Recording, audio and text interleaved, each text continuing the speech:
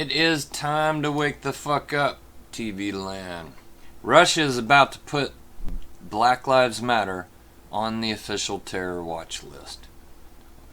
Not only are they going to put the BLM on the terror list in Russia, they're also going to put all the billionaire backers that are giving them money, who also happen to be the same people that give Obama money.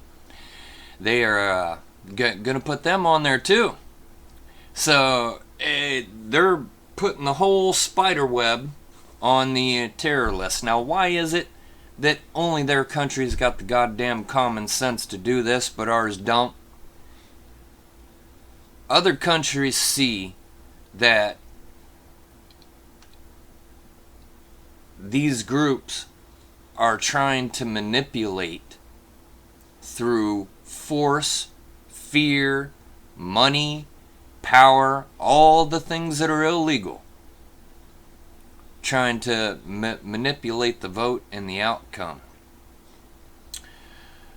There's an article on this that was written by Sean Adel Tabatabai. I know I slaughtered that last name. It's a tough one. Take a look. I'll put the link in the description. Russia is planning on putting the BLM on the terror list, officially recognizing the group as a racist terrorist organization. Because they are. Not all of them, but a lot of them. Yeah, there's some that are out there that are just nice, but obviously with Dallas and everything else, there's a lot of them that aren't. Over there in Russia, they have a thing called the Federation Council. And right now, it is a provisionary thing, so it's kind of already in place, but it has yet to be officially instituted or voted on. But this provisionary status is it still takes effect. It's just subject to basically being ratified. But they have a Federal Security Service, a unified list of organizations, including foreign and international organizations, recognized as terrorist groups by Russian law. So, basically, I'm not going to bore you with all the technicals, but they mention the federal law codes here, which are their federal, not the U.S. And the issues that they take issue with is that the Black Lives Matter founders and the funders are all going to be listed as terrorist organizations relating to racial hatred groups advocating the killing of American law enforcement officers in order to incite and inflame racial passions in the United States, whose tactics and rhetoric, if transferred to Europe, would pose a grave threat not only to the Federation, but all of the continent. Now explain to me, why is it they can see that, but our nut jobs in Washington can't?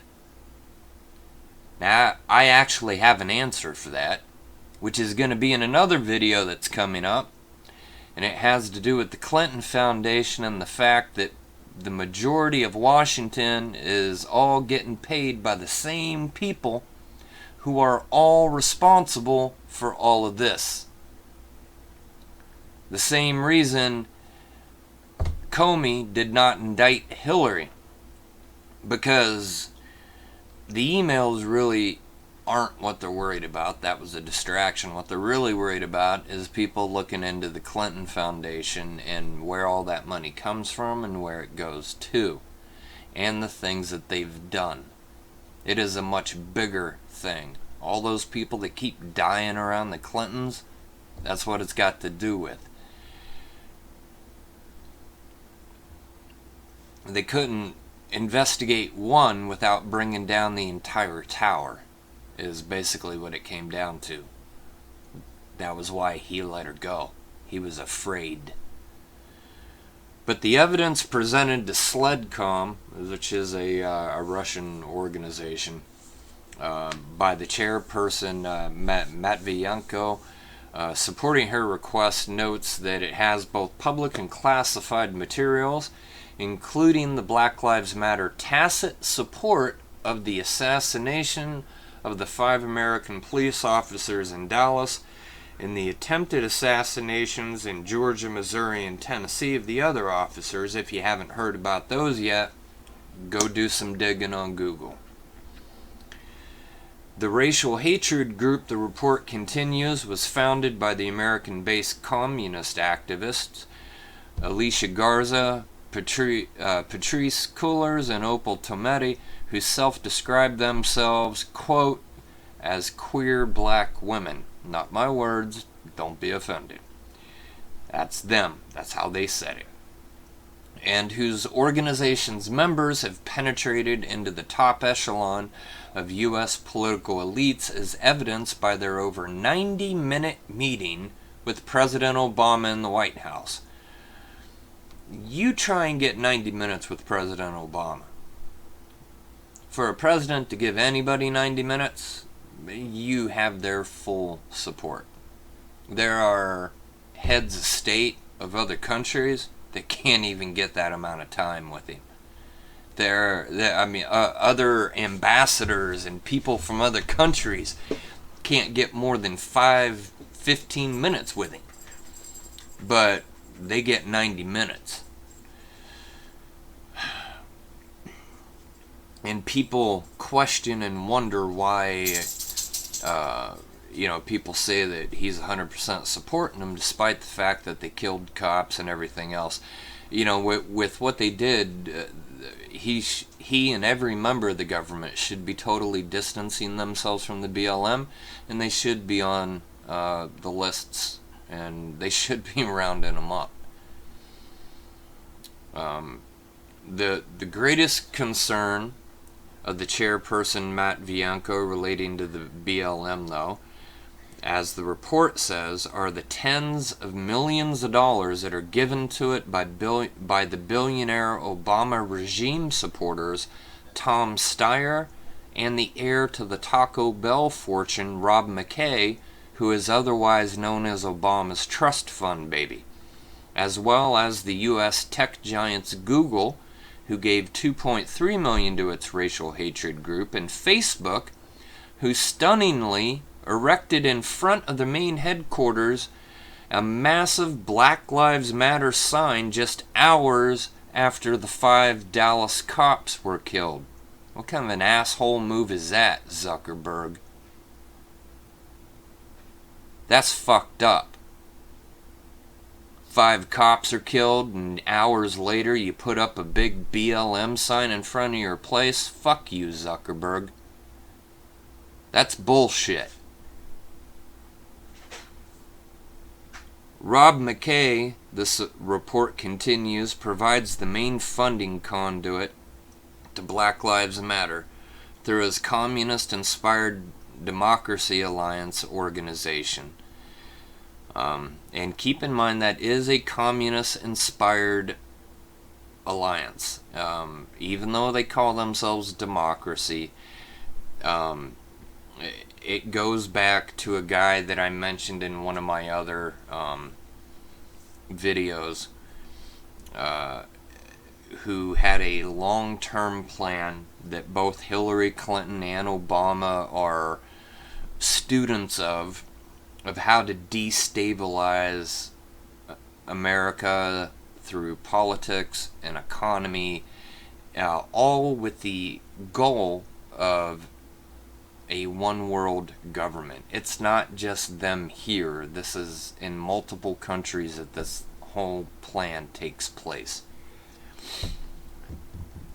But this organization, the Democracy Alliance, also known as the DA, is aided by hedge fund billionaire Tom Steyer and Rob McKay, both of whom have raised hundreds of millions of dollars for the presidential campaigns of both Obama and Hillary Clinton.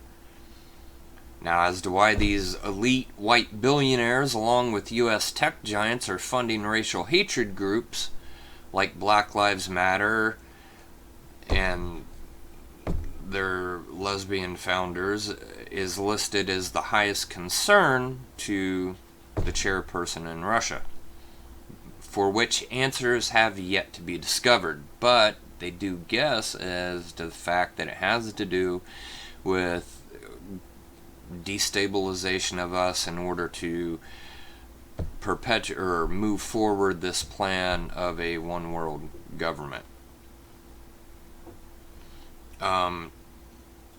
Many American dissidents have long voiced concerns, according to them, that the Obama regime is attempting to incite a race war in the U.S., including U.S. Congressman Allen West, who in 2013 wrote about his fears, and just yesterday, another former Congressman, Joe Walsh, threatening Obama with war and warning Black Lives Matter demonstrators to watch out. And then, of course, they go on to mention, a couple more things about the groups. But, the point is here, people, is that, other governments see what, some conservatives and some other people here in the U.S. see, but it seems like nobody in Washington that has the power to do anything wants to admit or see. And that would be, in fact, because the people that are at the top of that power food chain in Washington are paid by the same people that pay for the BLM. Russia's recognized this, and they're blacklisting them all and putting them all on the terrorist list. Won't happen here, because Obama and Clinton are paid by the same people, as well as many other Democrats, and probably some of the Republicans too, that are all in Washington. And that's why we won't see anything here, because they all got their hands in the pot. Anyways, I will leave the link. People, please research this, research other stuff, and wake up. We have to do something. We've got to stand up, and we have to make noise. It's the only way that we can stop this. We're not going to be able to sit back, live our everyday lives, and hope it all goes away. That ain't going to work no more. We're going to have hard choices coming up, and I hope y'all are getting ready to make them. Have a great day.